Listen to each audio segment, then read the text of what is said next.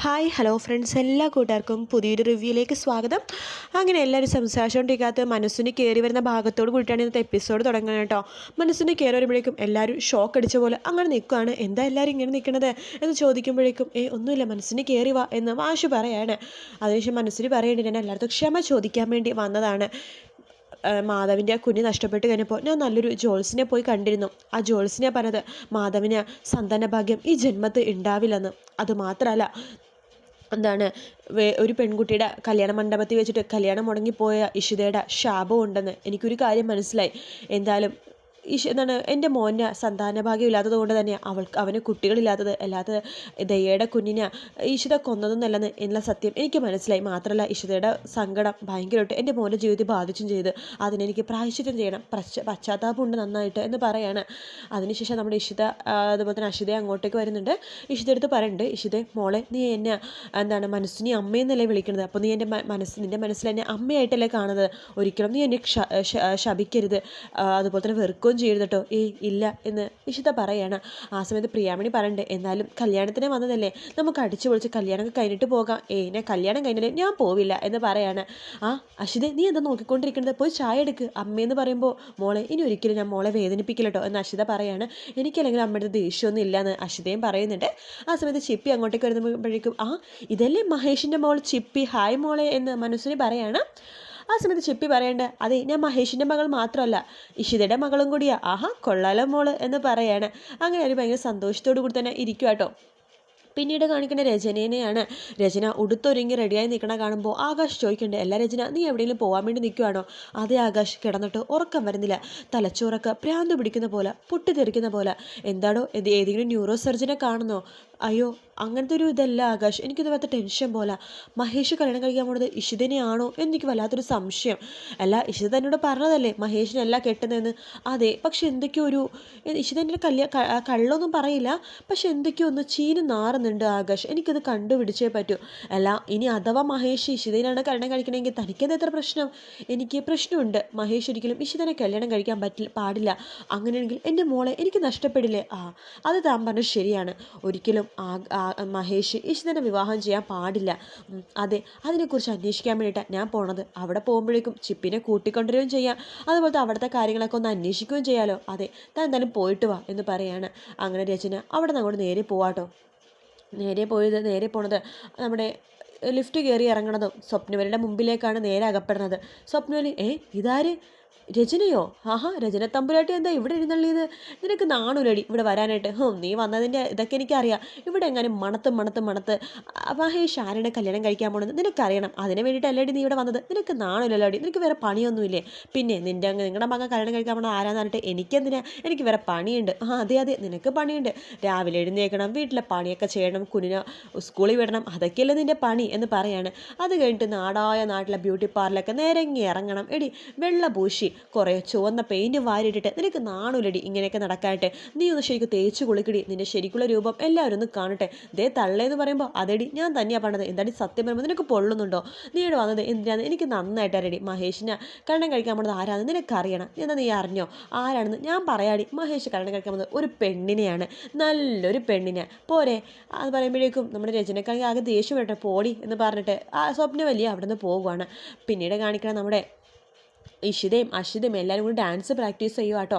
ആ സമയത്ത് സുചിത്ര ചോദിക്കുന്നുണ്ട്, വല്യമ്മേ ചായ ആയോ? ആയി എന്ന് പറയണ. കഴിക്കാനൊന്നുമില്ല വല്യമ്മേ, കഴിക്കാനൊക്കെ തരാം എന്ന് പറയാണ്.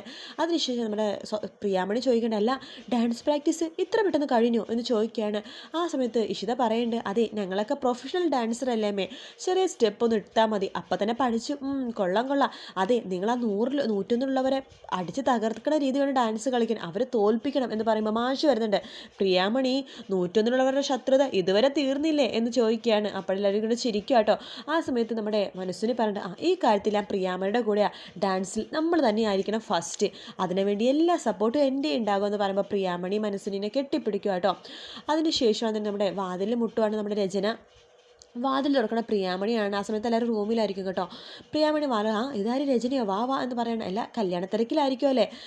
ചെറിയൊരു തിരക്ക്, വലിയ പ്രശ്നമൊന്നുമില്ല, വാ കയറി വാ എന്ന് പറയാം. അല്ല എവിടെ ഇഷിത, എവിടെ? റൂമിലുണ്ട്, ഞാൻ ചായ എടുക്കാം, കയറി റൂമിലേക്ക് പോയിക്കൊള്ളാൻ പറയാണ് നമ്മുടെ പ്രിയാമണി. ശേഷം പ്രിയാമണി അടുക്കളയിലേക്ക് പോകുമ്പോൾ റൂമിൽ ആരും ഇല്ല കേട്ടോ. പെട്ടെന്ന് നമ്മുടെ ഇഷിത വരുന്നുണ്ട്. ഇതാര് രജനിയോ, വാ എന്ന് പറയാണ്. അല്ല കല്യാണത്തിരക്ക് എവിടെയും വരെയായി? നടന്നുകൊണ്ടിരിക്കുന്നു. നാളെയാണ് ഹൽദി അല്ലേ? അതെ, ഞാനൊരു ചെറിയ ഗിഫ്റ്റ് കൊണ്ടുവന്നിട്ടുണ്ട് എന്ന് പറഞ്ഞിട്ട് ഗിഫ്റ്റ് കൊടുക്കുകയാണ് ഇഷിതക്ക്. താങ്ക് യു സോ മച്ച് രചന എന്ന് പറഞ്ഞിട്ട് ഇഷിത ഗിഫ്റ്റ് നോക്കുമ്പോഴേക്കും അതിൽ വിലപിടിപ്പുള്ളൊരു ഡയമണ്ട് നെക്ലസ് ആയിക്കോട്ടോ. ഇത് വിലപിടിപ്പുള്ള ചെയിൻ ആണല്ലോ എന്ന് പറയുമ്പോൾ അത് കല്യാണമൊക്കെ അല്ലേ, ഓക്കെ താങ്ക് യു എന്ന് പറഞ്ഞിട്ട് ഇഷിത അവിടെ വെക്കുവാണ്. ശേഷം നമ്മുടെ ഇഷിത അടുത്ത് ചോദിക്കേണ്ട രചന, അല്ല കല്യാണം കഴിക്കാൻ പോകുന്ന ആളുടെ ഫോട്ടോയെങ്കിലും എനിക്കൊന്ന് കാണിച്ചു തരാൻ പാടില്ലേ? സോറി, ഫോട്ടോ ഒന്നും എൻ്റെ അടുത്തില്ല, എല്ലാം അച്ഛൻ്റെ നിർബന്ധപ്രകാരമാണ്, അച്ഛനാണ് എല്ലാം ഒരുക്കിയിരിക്കണത്. അങ്ങനെയാണോ? രചന ഇരിക്ക്, അമ്മ ചായ എടുക്കും എന്ന് പറയാണ്. അങ്ങനെ ഇഷിത അപ്പുറത്തേക്ക് പോകുമ്പോഴേക്കും രചന പെട്ടെന്ന് ആ ട്രോഫി കാണും കേട്ടോ, വേൾഡ് ബെസ്റ്റ് മമ്മെന്ന്. ആ ട്രോഫി എടുത്ത് നിൽക്കണ രചന മൃണാലിനി പറഞ്ഞ കാര്യം ഓർക്കുവാണ്. ആ ട്രോഫിയിൽ വേൾഡ് ബെസ്റ്റ് മമ്മെന്ന് എഴുതിയിട്ടുണ്ടെന്ന്. അതെ, ഈ ട്രോഫിയിൽ അങ്ങനെ എഴുതിയിട്ടുണ്ട്. അപ്പോൾ രചന മനസ്സിലിങ്ങനെ വിചാരിക്കുകയാണ്, അപ്പോൾ ചിപ്പി ട്രോഫി വാങ്ങിച്ചത് എനിക്ക് വേണ്ടിയിട്ടല്ല, ഈ ഇഷിതയ്ക്ക് വേണ്ടിയിട്ടാണ്. അപ്പോൾ ഇഷിതിന് കണ്ണു കഴിക്കാൻ പോകുന്നത് മഹേഷിനെ തന്നെയാണോ? അതെ, അത് അറിഞ്ഞിട്ടേ ഞാനിനി ഇവിടെ നിന്ന് പോകുന്നുള്ളൂ എന്ന് പറഞ്ഞിട്ട് രചന അവിടെ ട്രോഫി അവിടെ തന്നെ വെച്ചിട്ട് ദേഷ്യത്തോടു കൂടി തന്നെ അവിടെ നിന്ന് ഇറങ്ങുവാട്ടോ. അതിനുശേഷം ചായയായിട്ട് ഇഷിത വരുമ്പോൾ രചനനെ കാണുന്നില്ല. രചന ഇത് എവിടെ പോയി എന്ന് പറഞ്ഞിട്ട് അവിടെ ഇവിടെയൊക്കെ അന്വേഷിക്കുകയാണ്. ശേഷം രചന പിന്നെയും ഫ്ലാറ്റിൻ്റെ മുമ്പിൽ ലിഫ്റ്റിൽ കയറാൻ നിൽക്കുമ്പോഴേക്കും വീണ്ടും സ്വപ്നവല്ലി അങ്ങോട്ടേക്ക് വരുവാണ്. നീ പോയില്ലേടി ഇതുവരെയായിട്ട്, നിനക്ക് എന്താണ് ഇവിടെ കാര്യം എന്ന് ചോദിക്കുകയാണ്. അല്ല നീ എന്തിനാ ഇവിടെ വന്നത് എന്ന് ചോദിക്കുമ്പോഴേക്കും, അല്ല എനിക്കൊരു കാര്യം അറിയണം, നിങ്ങൾ പറയാവോ? പറയാലോ, എന്താ നിനക്ക് അറിയേണ്ടതാവോ എന്ന് സ്വപ്നവല്ലി കളിയാക്കി ചോദിക്കുകയാണ്. രചന പറയുന്നുണ്ട്, അല്ല മഹേഷ് കല്യാണം കഴിക്കാൻ പോണത് അപ്പുറത്തെ ഫ്ലാറ്റിലെ ഡോക്ടർ ഇഷിതനെയാണോ എന്ന് പറയുമ്പോഴേക്കും, നിനക്ക് എന്തായാലും സംശയം തോന്നിയതല്ലേ? അതേടി, ഇഷിതനെ തന്നെയാ കല്യാണം കഴിക്കാൻ പോകണം, നിനക്ക് എന്ത് ചെയ്യാൻ പറ്റൂടി? ഞങ്ങളെല്ലാം ഉറപ്പിച്ചു, കല്യാണമായി. ഇനി നീയല്ല, നിൻ്റെ ആര് വിചാരിച്ചു കല്യാണം മുടക്കാൻ പറ്റില്ലടി? ആരെന്തൊക്കെ ചെയ്താലും ഈ കല്യാണം നടന്നിരിക്കും, ഇറങ്ങി പോടി ഇവിടുന്ന് എന്ന് പറയാണ്. അങ്ങനെ നമ്മുടെ രചന അവിടെ നിന്ന് നേരെ പോകുവാട്ടോ.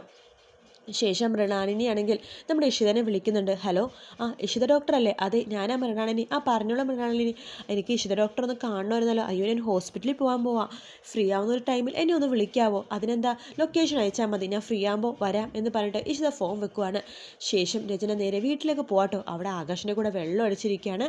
എന്നാലും അവളെന്നെ പറ്റിച്ചു ആ ഇഷിത, അവളെ ഞാൻ വെറുതെ വെച്ചേക്കില്ല, വേൾഡ് ബെസ്റ്റ് മം അവളാണ് പോലും. എന്തായാലും അവളാണ് മഹേഷിനെ കെട്ടാൻ പോണെങ്കിൽ ആകാശിൻ്റെ തോക്കെനിക്കൊന്ന് വേണം, അവളെ ഞാൻ വെടിവെച്ച് കൊല്ലും എന്ന് പറഞ്ഞുകൊണ്ടിരിക്കുക. ആ സമയത്ത് നമ്മുടെ ആകാശ് പറഞ്ഞു, രചന കൂൾ ഡൗൺ, നീ കൊല്ലൊന്നും വേണ്ട, നീ കൊന്നിട്ട് നീ ജയിലിൽ പോയി ഞാൻ ഒറ്റക്കാവില്ല, നീ എൻ്റെ ഏഞ്ചലാണ്, എനിക്ക് എന്നും നിന്നെ എൻ്റെ കൂടെ വേണം രചന എന്നൊക്കെ പറഞ്ഞ് രചന കെട്ടിപ്പിടിച്ചിരിക്കുക കേട്ടോ. ആ സമയത്താണ് നമ്മുടെ ഇഷിത വണ്ടിയുടെ ഒച്ച കേൾക്കണം. ആ സമയത്ത് ആകാശ് പറഞ്ഞു, ഇഷിതയാണെന്ന് തോന്നുന്നു വരുന്നത്, കുപ്പിയൊക്കെ ഇങ്ങോട്ട് എന്നിട്ട് കുപ്പിയും മിച്ചറൊക്കെ അടുക്കളയിൽ കൊണ്ടുപോയി വെക്കുവാണ്. ശേഷം ഇഷിത അവിടെ വരുന്നുണ്ട് നമ്മുടെ ചിപ്പിനെ കൊണ്ടേ ആക്കാൻ വേണ്ടി. ഹായ് രചന, എന്താ വീട്ടിൽ വന്നിട്ട് പറയാതെ പോയത് എന്ന് പറയുമ്പോഴേക്കും ആകാശ് വരുന്നുണ്ട്. അത് രചനയ്ക്ക് ചെറിയൊരു തലവേദന, അതുകൊണ്ടിട്ടാ. അല്ല ഇഷിത, കല്യാണക്കാരിയൊക്കെ എവിടെയും വരെ? നടന്നുകൊണ്ടിരിക്കുന്നു.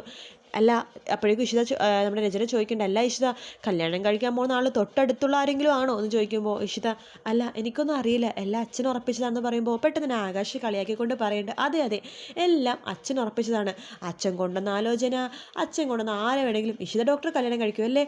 ആളുടെ ഫോട്ടോ പോലും ഫോണിലില്ല അല്ലേ ഇഷിത ഡോക്ടർ എന്ന് പറയുമ്പോൾ നമ്മുടെ ഇഷിതക്ക് എന്തൊരു സംശയം തോന്നും കേട്ടോ. ഇഷിത അതെ എന്നൊക്കെ ഇങ്ങനെ പറയുന്നുണ്ടെങ്കിലും നമ്മുടെ ആകാശ രചന ഇഷിതനെ സൂക്ഷിച്ച് നോക്കുവാണ്.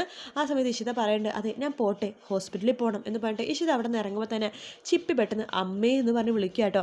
ആ വിളി കേട്ട് ഇഷിത ആകെ ഞെട്ടുന്ന ഭാഗത്തോട് കൂടിയിട്ടാട്ടോ എപ്പിസോഡ് തീരുന്നത്. വീഡിയോ ഇഷ്ടപ്പെട്ടെങ്കിൽ ലൈക്ക് ചെയ്യുക, സബ്സ്ക്രൈബ് ചെയ്യുക, കമൻറ്റ് ചെയ്യുക. മറ്റൊരു വീഡിയോ ആയിട്ട് വീണ്ടും കാണാം ഫ്രണ്ട്സ്. അതുവരെ ടേക്ക് കെയർ, ബൈ.